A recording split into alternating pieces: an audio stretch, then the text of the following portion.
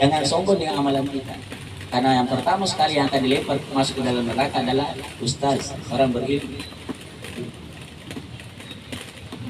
Jadi yang pertama sekali yang akan dilempar adalah orang berilmu. Kenapa? Boleh jadi karena kesombongannya. Yang kedua mujahid, orang yang berperang di jalan Allah. Jaminannya surga, tapi kenapa dia pertama dilempar masuk ke dalam neraka? Karena ada orang berjuang, bukan karena Allah.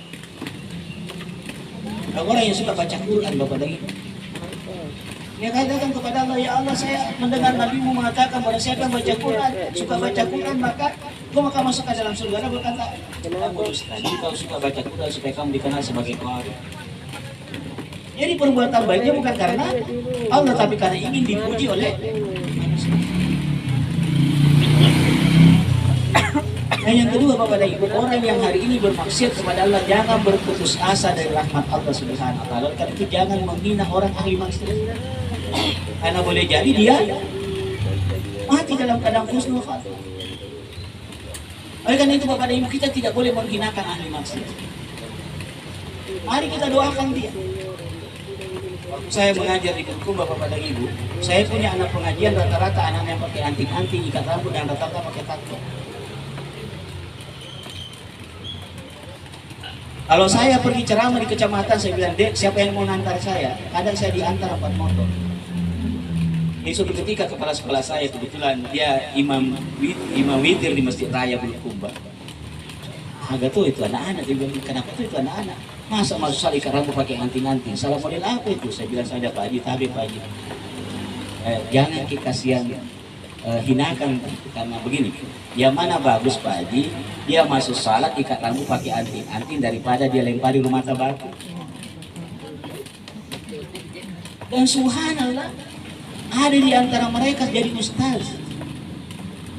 Ada bahkan imam masjid kami itu ada tato bunga mawar di betisnya, sehingga orang-orang tua kalau dia jadi imam, orang tua pulang. Tapi dulu waktu dia pakai tato, dia belum sadar. Allah berikan kesadaran, alhamdulillah. Makanya kita tidak boleh menghinakan orang yang jahat hari ini. Boleh jadi dia kalau lebih bagus.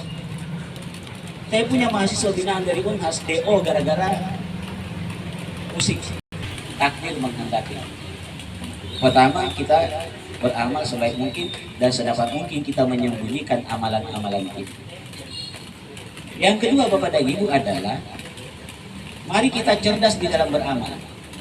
Kata Nabi, apabila anak cucu Adam meninggal dunia, maka terputuslah amalan-amalannya illa bitalafin, kecuali 3 persoalan. Salah satu diantaranya adalah sedekahun jariah. Sedekahun jariah tidak mutlak kita harus bangun masjid, Bapak dan Ibu.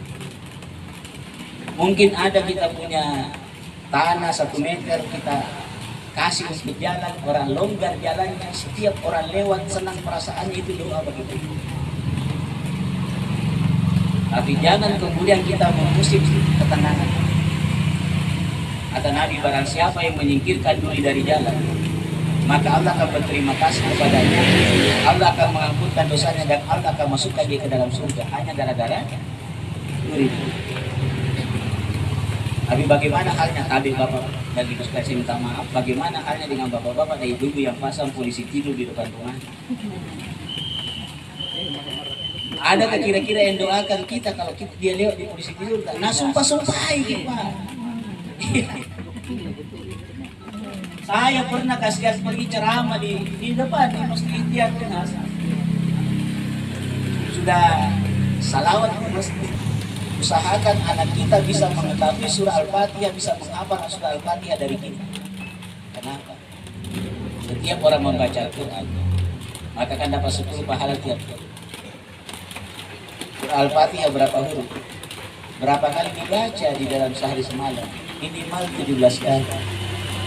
Dia bisa membaca surah Al-Fatihah dari kita, dia yang membaca dia dapat pahala, kemudian kita juga dapat kiriman pahala, maka berbahagialah jadi guru. Tapi maaf Bapak dan Ibu, kalau ada guru ngaji yang datang lamar anak gadis, ditanya apa pekerjaanmu, nak guru ngaji, waduh, kerjaan guru ngaji.